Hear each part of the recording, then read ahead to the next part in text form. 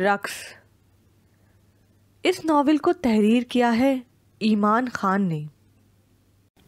اس کی قربت میں ہے کیا بات نہ جانے محسن، ایک لمحے کے لیے صدیوں کو بھلا دیتا ہے۔ موسم نے یکدم پلٹا کھایا تھا اور ہلکی ہلکی بارش شروع ہو گئی تھی۔ وہ جب کمرے میں داخل ہوا تو اسے دیکھ کے وہیں ٹھہر گیا۔ سامنے وہ کالے رنگ کے کامدار شیفون کے سوٹ میں بال کھولے ہلکے میک اپ کے ساتھ بہت حسین لگ رہی تھی۔ وہ وہیں کھڑا محویت سے اسے یوں دیکھ رہا تھا جیسے دنیا میں اس سے زیادہ ضروری کوئی اور کام نہیں۔ اس کے حکم کے مطابق وہ تیار ہو گئی تھی۔ اپنے چہرے پہ وہ نظروں کی تپش محسوس کر کے پلٹی تو سامنے اسے کھڑا دیکھ کے فوراً سے نظریں جھکا لی۔ وہ چلتا چلتا اس کے قریب آیا، اس کی دھڑکنیں بے ترتیب ہوئیں۔ تم آج اتنی حسین لگ رہی ہو کہ مجھے لگتا ہے اگر تمہیں نظر بھر کے دیکھوں گا تو تمہیں نظر لگ جائے گی۔ تھوڑی سے اس کا چہرہ اوپر کر کے وہ مخمور لہجے میں بولا تو وہ جھنپ گئی۔ چلو میں نے تمہیں آج سیر پہ لے کے جانا ہے۔ اس نے فوراً خود کو سنبھالا۔ وہ چپ چاپ پھر اس کے پیچھے چلنے لگی۔ سیڑھیاں اتر کے وہ جیسے ہی نیچے آئے تو بوا نے ایک نظر دونوں کو دیکھا۔ کالے رنگ کے کپڑوں میں وہاج نہایت خوشگوار موڈ میں تھا اور ساتھ سر جھکائے زرپاش کے چہرے پہ حیا کے رنگ تھے۔ بے اختیار ان کی زبان سے نظر نہ لگنے کی دعا نکلی جس پہ انہوں نے فوراً آمین کہا۔ تب تک وہ دونوں جا چکے تھے۔ وہ میرا کون ہے معلوم نہیں ہے، جب بھی ملتا ہے تو پہلو میں جگہ دیتا ہے۔ اس کچے پل کو اس کا ہاتھ تھام کے پار کرتے ہوئے تحفظ کا احساس ہوا تھا۔ کہیں اس کے وجود کے پیچھے چھپ کے ان نظاروں کو دیکھتے ہوئے ایک میٹھا سا احساس جاگا تھا جسے شدید محبت کہتے ہیں۔ وہ زندگی کا ایک نیا روپ دیکھ رہی تھی جس میں صرف وہاج ہی تھا۔ گھوڑے پہ اس کا ہاتھ پکڑ کے چڑھتے اور اس کے ساتھ گھڑ سواری کرتے ہوئے اسے محسوس ہوا تھا وہ ہواؤں میں اڑ رہی ہے۔ وہ یہ جانتی تھی کہ سامنے موجود شخص ناپائیدار ہے، لیکن محبت پائیداری اور ناپائیداری نہیں دیکھتی۔ اسے یہ بھی پتا تھا سامنے موجود شخص کسی بھی لمحے بدل سکتا ہے، لیکن محبت بدلنے کے رنگوں سے ناواقف ہوتی ہے۔ وہ تو بس ہوتی ہے تو بے حساب بے پناہ ہوتی ہے۔ وہ کچھ بھی نہیں جانتی تھی۔ وہ بس اس نرم گھاس تک پہنچنے تک صرف اتنا جانتی تھی کہ وہ مکمل طور پر اس کی محبت میں ڈوب چکی ہے۔ وہاج کے موبائل کے رنگ ٹون نے اسے ہوش کی دنیا میں لایا۔ وہ اس وقت قدرے اونچی جگہ پہ گھاس پہ کھڑے تھے۔ سامنے ایک چھوٹا سا ہوٹل تھا جو پتھروں کی مدد سے بنایا گیا تھا۔ باہر کرسیاں پڑی تھیں۔ وہ دونوں بھی جا کے ایک کرسی پہ بیٹھ گئے۔ وہ ساتھ ساتھ موبائل پر بھی مصروف تھا۔ وہ کھانے کا آرڈر دے کے کال سننے کے لیے سائٹ پہ چلا گیا۔ اسی لمحے ایک چھوٹی بلی اس کے پاؤں کے پاس آ کے کھیلنے لگی۔ شاید وہ اس ہوٹل کے مالک کی پالتو بلی تھی۔ بلیاں شروع سے ہی اس کی کمزوری تھی۔ وہاج ابھی تک کسی سے بات کر رہا تھا۔ اس نے بلی کو اٹھانے کی کوشش کی تو بلی اس کے ہاتھ سے نکل کے ڈھلان سے ہوتی ہوئی نیچے کی طرف بھاگی۔ وہ بھی اٹھ کے اس کے پیچھے بھاگی۔ کافی دیر وہ بلی کو پکڑنے کی کوشش میں مزے سے اس کے پیچھے بھاگتی رہی۔ مختلف سیاحوں نے گردن موڑ کے اسے دیکھا تھا۔ کافی دیر بعد خود کو ایسے ویرانے میں پا کے اسے اپنی بے وقوفی کا احساس ہوا۔ بلی تو کافی آگے نکل گئی تھی، وہ پیچھے رہ گئی تھی۔ اس نے واپس جانے کی کوشش کی لیکن اسے محسوس ہوا کہ اب وہ واپس نہیں جا پائے گی۔ اسے واپسی کا راستہ بھی معلوم نہیں تھا۔ اسے وہاج کا خیال آیا ابھی تک تو اسے پتہ چل گیا ہوگا۔ یہ راستہ کافی سنسان تھا، نیچے گہرا جنگل تھا۔ اسے خوف آ رہا تھا۔ ادھر وہاج جب واپس آیا تو زرپاش کو وہاں نہ پا کر وہ کافی پریشان ہو گیا۔ ہوٹل کے مالک سے پوچھا تو اس نے لا علمی کا اظہار کیا۔ اس بات نے اس کی تشویش میں مزید اضافہ کیا۔ وہ نیچے کی طرف گیا اور وہاں موجود سیاحوں سے پوچھنے لگا۔ اور انہوں نے بتایا کہ ابھی تھوڑی دیر پہلے یہ لڑکی بلی کو پکڑتے ہوئے نیچے کی طرف گئی ہے۔ وہ پریشانی کے عالم میں اسی طرف گیا۔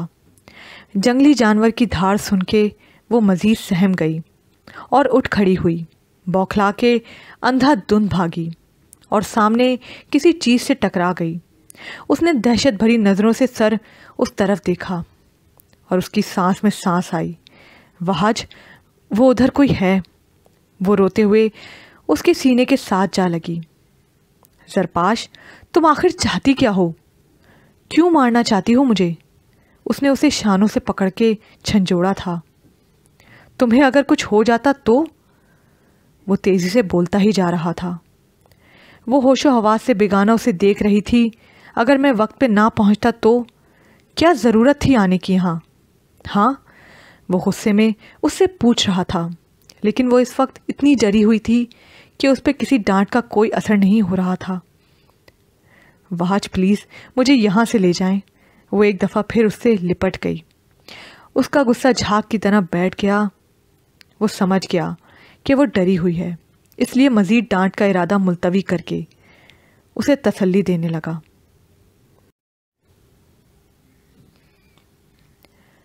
میں جو ٹوٹ کر بکھروں کبھی، وہ مجھ کو تھامنے کے لیے ہاتھ بڑھا دیتا ہے۔ آسمان پہ یکدم کالے رنگ کے بادلوں کا بسیرا ہو گیا تھا اور ہلکی ہلکی بوندا باندی شروع ہو گئی تھی۔ جس وقت وہ اس کے ساتھ چلتی چلتی گاڑی تک پہنچی، وہ دونوں اچھے خاصے بھیگ چکے تھے۔ نومبر کی سرد ہواؤں میں ٹھنڈک کی آمزش تھی، جس کی وجہ سے زرپاش ہلکی ہلکی کانپنے لگی تھی۔ گاڑی میں بیٹھ کے وحج نے اس کی حالت کے پیش نظر ہیٹر چلا دیا تھا۔ وہ سنجیدگی سے گاڑی ڈرائیو کر رہا تھا اور وہ سیٹ کی پشت سے ٹیک لگائے آنکھیں موندے بیٹھی تھی۔ تھوڑی دیر میں ہی اس کی حالت سنبھل گئی۔ وہ تھوڑی دیر کے بعد آنکھیں کھول کے چور نظروں سے وحج کو دیکھ لیتی، جس کے چہرے پہ گہری سنجیدگی تھی۔ وہ اس کے بعد کچھ نہیں بولا تھا۔ تھوڑی دیر کے بعد ہی وہ فارم ہاؤس کے باہر تھے۔ وہ اپنی سائڈ کا دروازہ کھول کے اترا اور پھر اس کی سائڈ کا دروازہ کھولا۔ وہ سر جھکا کے اتر آئی اور اس کے پیچھے چلنے لگی۔ اندر آ کے وہ بوا کو آوازیں دینے لگا۔ بوا باورچی خانے سے تیزی سے باہر نکل کے آئی۔ ایک نظر دونوں کے چہرے کی سنجیدگی دیکھی۔ ان کے مزاج کافی بدلے ہوئے لگ رہے تھے۔ بوا، ایک کپ چائے بھجوا دے میرے کمرے میں، سنجیدگی سے کہتا وہ زینے عبور کر گیا تھا۔ اس نے پلٹ کے زرپاش کی طرف بھی نہیں دیکھا تھا۔ زرپاش کو یکدم خفت کے احساس نے آن گھیرا۔ بوا ابھی تک جانچتی نظروں سے سر جھکا کے اپنا نچلا لب کچلتی زرپاش کو دیکھ رہی تھی۔ بی بی جی، آپ ٹھیک ہیں؟ انہوں نے آگے بڑھ کے اس کے کندھوں پہ ہاتھ رکھ کے فکر مندانہ لہجے میں استفسار کیا۔ جی ٹھیک ہوں میں۔ وہ زبردستی مسکرائی تو بوا مطمئن تو نہ ہوئی، لیکن سر جھٹک کے کچن میں چلی گئی۔ اس نے چادر اتار کے صوفے پہ پھینکی اور خود بھی ادھر ہی ڈھہ گئی۔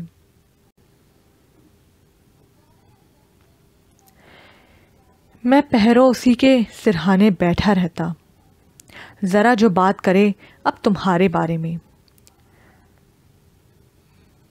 شام کے سائے آہستہ آہستہ اس پتھروں سے بنے فارم ہاؤس کو اپنے حصار میں لے رہے تھے۔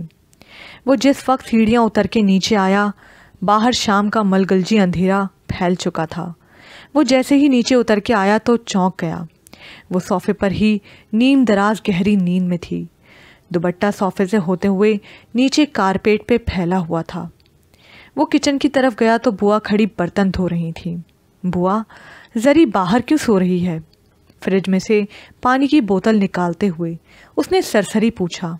پتہ نہیں صاحب جی، شاید تھکی ہوئی تھی تو بیٹھے بیٹھے یہیں سو گئیں۔ بوا نے دوپٹے سے ہاتھ صاف کرتے ہوئے عام سے لہجے میں کہا تو وہ سر ہلا کے باہر نکل گیا۔ ایک نظر اسے دیکھا، پھر ملازم کو آواز دے کے کمبل لانے کو کہا۔ ملازم کمبل لایا تو اس پہ کمبل دے کے وہ دوبارہ کمرے کی طرف بڑھ گیا۔ زری کی آج والی حرکت اسے ٹھیک ٹھاک بری لگی تھی، اس لیے وہ اس سے بات کرنے سے گریز پا تھا۔ بوا، کھانا تیار ہو تو زری کو جگا کے کھانا کھلا دیجیے گا، میں کھانا نہیں کھاؤں گا۔ بوا کو بتا کے وہ سونے کے لیے چلا گیا تھا۔ اپنے شہر کے سب لوگوں سے میری خاطر کیوں الجھتے ہو؟ شام کے ملگلجی اندھیرے کی جگہ رات کی سیاہی نے لے لی تھی، اور چھت پہ لٹکتی جلتی بجھتی بتیاں اس اندھیرے میں ٹمٹماتے ہوئے جگنو کی طرح معلوم ہوتی تھیں۔ اندر کوٹھا ویران پڑا تھا، سب اپنے اپنے کمروں میں جا چکے تھے۔ زرپاش کا کمرہ اس کے جانے کے بعد سے ہی بند پڑا تھا۔ نگار بیگم صوفے پہ ٹانگ ٹانگ رکھ کے بیٹھی ٹی وی دیکھنے میں مصروف تھیں۔ وہاں سے ہوتے ہوئے جاؤ تو بڑے کمرے کی بتی بھی ابھی تک جل رہی تھی۔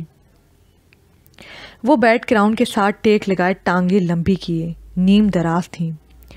اس کے پاؤں کی طرف بیٹھی ملازمہ اس کے ناخنوں پہ نیل پینٹ لگانے کے ساتھ ساتھ اس کی خوشامد کرنے میں مصروف تھی، جنہیں وہ غائب دماغی سے سن رہی تھیں۔ اس کا سارا ذہن آنے والی فلم کی طرف تھا۔ کل ہی وہ آڈیشن دے کے آئی تھی، اور کافی پر امید بھی تھی، کیونکہ پروڈیوسر کے ساتھ اس کے اچھے تعلقات تھے۔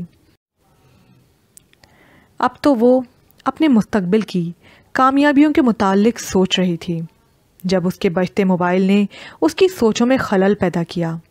اس نے جھنجھلا کے فون اٹھایا، لیکن اگلے ہی لمحے اس کے ہاتھ سے موبائل چھوٹتے چھوٹتے بچا۔ وہ یکدم سیدھی ہو کے بیٹھی، پاؤں پیچھے کیا تو ساری نیل پالش بیڈ شیٹ کے ساتھ لگ گئی۔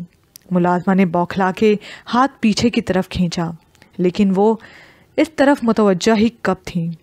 اس کی ساری توجہ ابھی تک اسکرین پر چمکتے نمبر پہ تھی۔ اس کی آنکھوں میں ابھی تک بے یقینی تھی۔ اس نے دھڑکتے دل کے ساتھ فون اٹھا کے کان کے ساتھ لگایا۔ السلام علیکم صدیقی صاحب۔ اس کے ہر الفاظ سے خوشی چھلک رہی تھی۔ دور آفس میں بیٹھا وہ 50-60 سالہ 3 پیس پہنے ٹانگ پہ ٹانگ چڑھا کے بیٹھا شخص، جس نے انگلیوں میں سگار دبا رکھا تھا، اس سے حال احوال دریافت کر رہا تھا۔ پھر وہ یکدم کھڑا ہوا اور کھڑکی کے پاس جا کے کھڑا ہو گیا۔ سامنے سے اسلام آباد شہر دکھائی دے رہا تھا۔ رانی میڈم، ہم نے آپ پہ کافی غور کیا، لیکن ہمیں لگتا ہے آپ اس فلم کے لیے موزوں نہیں ہیں۔ اس نے سگریٹ کا کش لیتے ہوئے ٹھہر ٹھہر کے کہا۔ تو دور کوٹھے میں بیٹھی رانی کے چہرے کی جوت بجھ گئی۔ اسے سمجھ نہیں آ رہی تھی وہ کیا کہے۔ یہ فلم اس کی زندگی کا سب سے بڑا خواب تھی، لیکن کیوں؟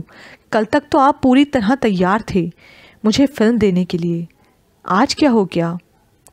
وہ تیز لہجے میں استفسار کر رہی لہجے میں بے بسی تھی۔ ہاں جی، کل تک مجھ پہ پریشر نہیں تھا، لیکن اب مجھ پہ پریشر ہے کہ یہ فلم آپ کے علاوہ کوئی بھی کر لے، لیکن آپ نہ کریں۔ اب آپ کے لیے میں اپنے تعلقات تو خراب نہیں کر سکتا۔ اس نے سگریٹ کا دھواں ہوا میں تحلیل کرتے ہوئے 2 ٹوک لہجے میں اسے آگاہ کیا۔ کیا مطلب؟ کس کا پریشر؟ اس نے صوفے پہ بیٹھ کے نا سمجھی سے کہا۔ وہاج خان، اس نے سگریٹ ڈسٹ بن میں پھینکتے ہوئے صاف گوئی سے کہا۔ تو رانی کا دماغ پھک سے اڑ گیا۔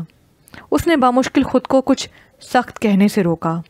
آپ نا انصافی کر رہے ہیں صدیقی صاحب، آپ مجھے وہاج کا نمبر دیں، وہ میرے ساتھ ایسا کیسے کر سکتا ہے؟ اس نے انہیں احساس دلانے کی ناممکن کوشش کی۔ وہ شدید بے بس دکھائی دے رہی تھی۔ اسے وہاج پہ جی بھر کے غصہ آ رہا تھا۔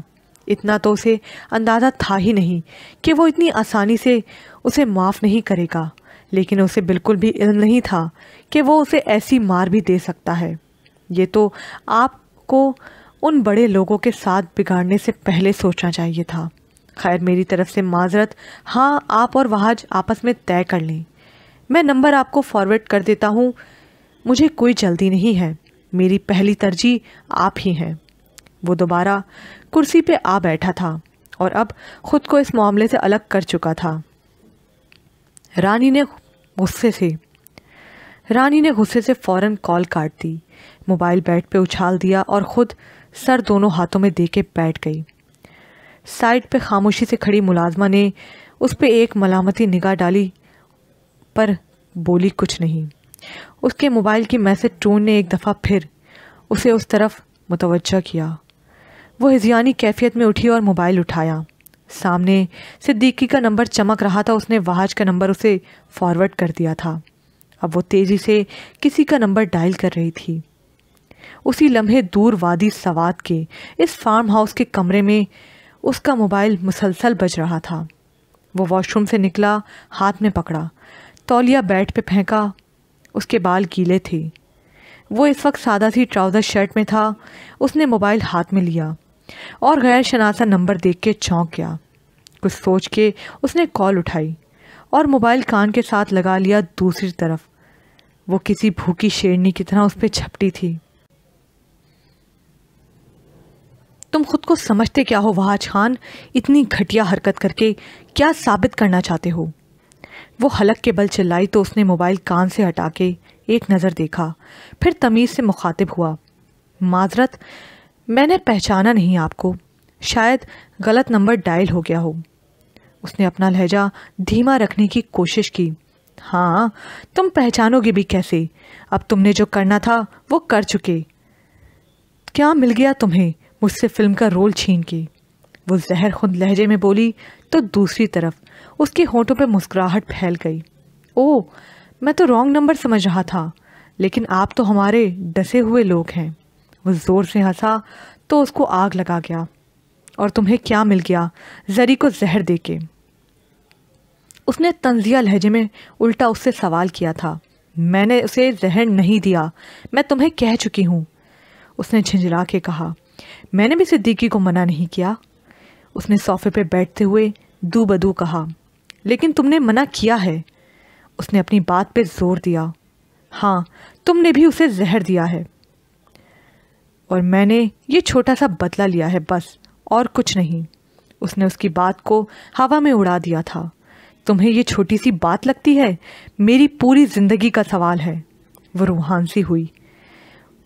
اس کی بھی پوری زندگی کا ہی سوال تھا۔ اس نے جتاتے ہوئے ایک ایک لفظ چبا کے کہا۔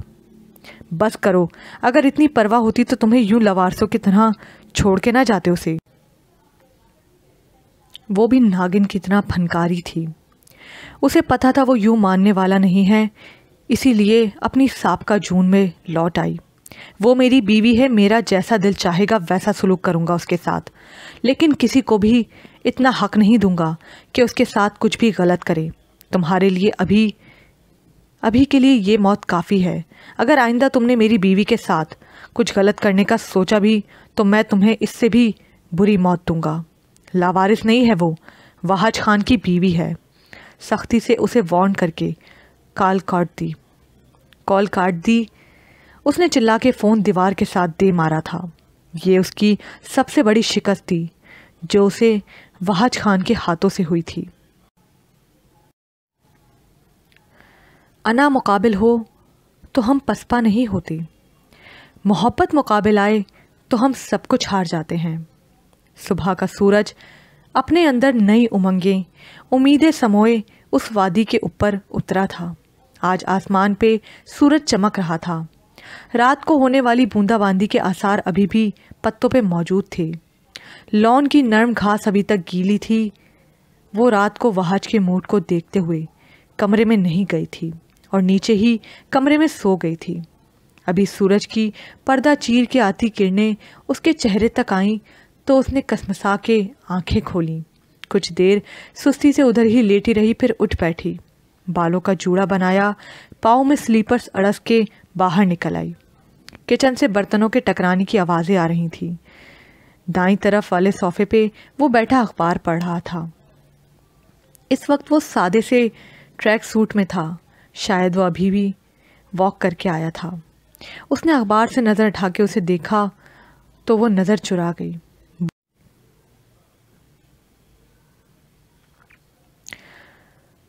بوا، آپ آ جائیں باہر، آج سے میرا راستہ زرپاش بنائے گی۔ اس نے اخبار پہ نظر دوڑاتے ہوئے عام سے لہجے میں حکم جاری کیا تو اس نے چونک کے سر اٹھایا تھا۔ لیکن صاحب جی، میں ہوں تو بیگم صاحبہ کو بنانے کی کیا ضرورت ہے؟ بوا، کچھ تذبذب کا شکار تھیں۔ ہاں مجھے پتا ہے آپ ہیں، لیکن میں چاہتا ہوں کہ میرے سارے کام یہ خود کرے۔ اس نے جانچتی نظروں سے زرپاش کو دیکھتے ہوئے سنجیدگی سے کہا۔ زرپاش کو اس کے لہجے میں کہیں بھی طنز نظر نہ آیا۔ بوا نے بات ماننے میں ہی عافیت جانی، اس لیے ایک سائڈ کو ہو کے کھڑی ہو گئی۔ وہ سر ہلا کے کچن میں چلی گئی، چائے کا پانی چڑھا کے فریج میں سے آٹا نکال کے جیسے ہی مڑی تو پیچھے اس کے سینے کے ساتھ ٹکرا کے اس کے منہ سے گھٹی گھٹی چیخ نکلی، جس کا گلا وہار نے اس کے منہ پہ ہاتھ رکھ کے کھونٹ دیا۔ اس کی یہی عادت تھی کہ دبے پاؤں اس کے پیچھے آ کے کھڑا ہو جاتا تھا۔ یار تم ہر وقت اتنی ڈری ہوئی کیوں رہتی ہو؟ وہ ایک دفعہ پھر اس کی اڑی ہوئی رنگت کو دیکھ کے جھنجلا اٹھا۔ وہ اس سے نظر بچا کے چائے میں دودھ ڈالنے لگی۔ تمہاری طرف معذرت کا رواج نہیں ہے کیا؟ مطلب کوئی خفا ہو تو بھاڑ میں جائے۔ وہ برا سا منہ بنا کے ملامت بھرے لہجے میں بول رہا تھا اور وہ سنی انسنی کر کے کھڑی تھی۔ یار تم شوہر کو کوئی اہمیت دینا چاہتی بھی ہو کیا؟ اس نے بازو سے پکڑ کے اس کا چہرہ اپنی طرف موڑ کے تپ کے کہا۔ آپ دیتے ہیں بیوی کو اہمیت؟ وہ شکوہ کیے بغیر نہ رہ سکی۔ اس نے بامشکل اپنی ہنسی ضبط کی۔ لو، اور کس طرح دوں اہمیت؟ وہ یکدم انجان بنا، ساتھ ہی باسکٹ میں سے سیب نکالا، شیلف پہ بیٹھ گیا۔ وہ اسے ایک نظر گھور کے رہ گئی۔ اس کی ناراضگی خود بخود ختم ہو گئی تھی۔ وہ دل ہی دل میں خوش تھی اور خود کو ہلکا پھلکا محسوس کر رہی تھی۔ تم اگر مجھ سے معذرت کر لو تو شاید میرا غصہ ختم ہو جائے، اس نے مصنوعی خفگی سے کہا، دوسری طرف رخ موڑ لیا۔ مجھے فرق نہیں پڑتا، اس نے لاپرواہی ظاہر کی۔ اسی لمحے اس کی نظر اس کے ہاتھ پہ گئی تو وہ دھک سے رہ گئی۔ اس کے ہاتھ پہ شاید سیب کاٹتے ہوئے چھری لگی تھی اور ہاتھ سے خون کی ایک پتلی لکیر نکل کے شیلف سے ہوتی ہوئی زمین پہ گر رہی تھی، لیکن وہ یوں مطمئن بیٹھا تھا جیسے کچھ ہوا ہی نہ ہو۔ وہاج، آپ کے ہاتھ سے خون نکل رہا ہے۔ وہ کچھ بھی سوچے سمجھے بغیر اس کی طرف بڑھی اور اس کا ہاتھ اپنے ہاتھ میں لے کے خون روکنے کی کوشش کی۔ وہ بس تنقیدی نظروں سے اس کی یہ حرکت دیکھ کے رہ گیا۔ وہ اس سے اس حد تک بے قراری کی امید نہیں کر سکتا تھا۔ اس نے اپنے دوپٹے کے پلو کو اس کے ہاتھ پہ باندھتے یکدم نظر اٹھا کے اس کی آنکھوں میں دیکھا تو ہاتھ پہ اس کی گرفت ڈھیلی ہوئی۔ اسے اپنی غلطی کا شدت سے احساس ہوا تھا، لیکن سامنے بیٹھا شخص سمجھ چکا تھا۔ سنو، محبت تو نہیں کر بیٹھی تم؟ وہ ایک آئیبرو اٹھا کے پوچھ رہا تھا اور وہ منہ کھول کے اسے دیکھ کے رہ گئی۔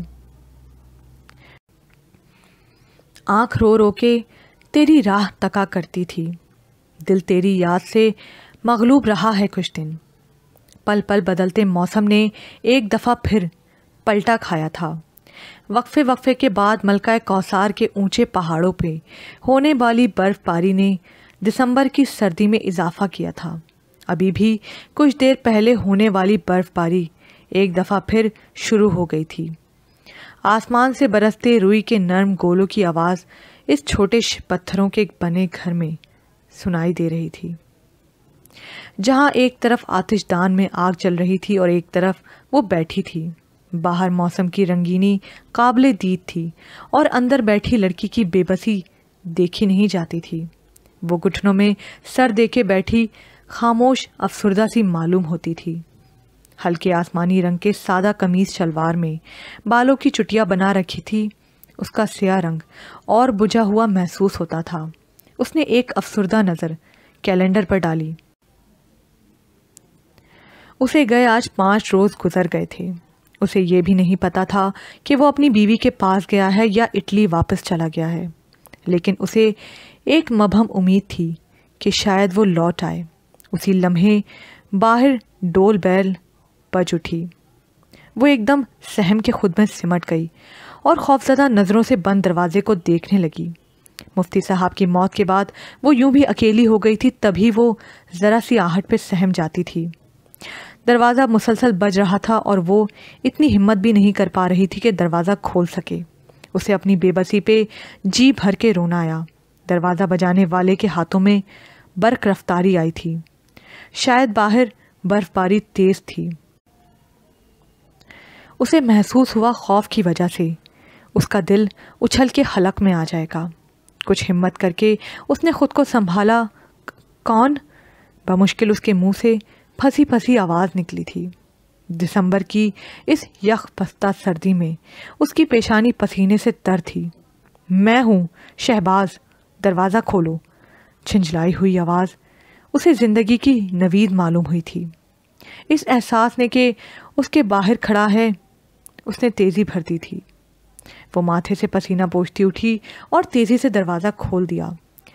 سامنے سے اسے دیکھ کے اس کا رکا ہوا سانس بحال ہوا۔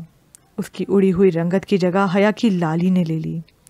اس کے دل کی سرزمین پہ پھول کھل اٹھے تھے۔ وہ شدت جذبات میں اس قدر غرق تھی کہ سامنے موجود شخص کی آنکھوں کی بیزاری بھی نہ دیکھ پائی اور اس سے لپٹ گئی۔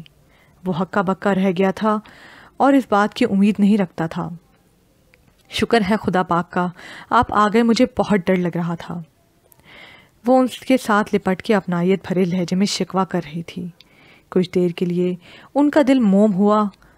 انہیں اس سیاہ فام لڑکی سے ہمدردی محسوس ہوئی جو واقعی گھبرائی ہوئی لگتی تھی۔ اگلے ہی لمحے ان کی نظر اس کے سیاہ ہاتھوں پہ گئی تو ان کی ہمدردی جھاگ کی طرح بیٹھ گئی۔ اس کی جگہ سختی نے لے لی۔ انہیں اس لڑکی کی رنگت سے کرخت محسوس ہوتی تھی۔ وہ شروع سے ہی رنگین مزاج، حسن کے دلدادہ، گاؤں کی سب سے خوبصورت لڑکی سے شادی کرنے والے مہر النساء کے خوبصورت سفید ہاتھ ان کی نظروں کے سامنے گھوم گئے۔ وہ لاشعور میں دونوں کا معاوضہ کرنے لگے۔ قسمت نے ان کے ساتھ بہت گھناؤنا مذاق کیا تھا۔ انہوں نے زبردستی اسے خود سے الگ کیا تو اسے ہوش آیا۔ اپنے شوہر کے چہرے کے پتھریلے تاثرات دیکھ کے اسے شدید خفت کے احساس نے آن گھیرا۔ اسے اپنی جذباتیت کا شدت سے احساس ہوا تھا، لیکن جلد ہی خود کو سنبھال کے وہ دروازہ ٹھیک سے بند کر کے اس کو اندر لے آئی۔ شہباز نے ہاتھ میں پکڑے شاپرز بیڈ پہ رکھے اور خود جیکٹ اتار کے صوفے پہ رکھی۔ وہ معمول سے ہٹ کے اس وقت کالے رنگ کی قمیص شلوار میں تھا اور اوپر جیکٹ پہن رکھی تھی۔ شاید وہ حویلی سے آ رہا تھا۔ یہاں پر یہ پارٹ اختتام کو پہنچا۔ مزید پارٹ سننے کے لیے اردو ناول زبر پرائڈ کو لائک کیجیے، سبسکرائب کیجیے، شیئر کیجیے، کمنٹ کرنا مت بھولیے گا۔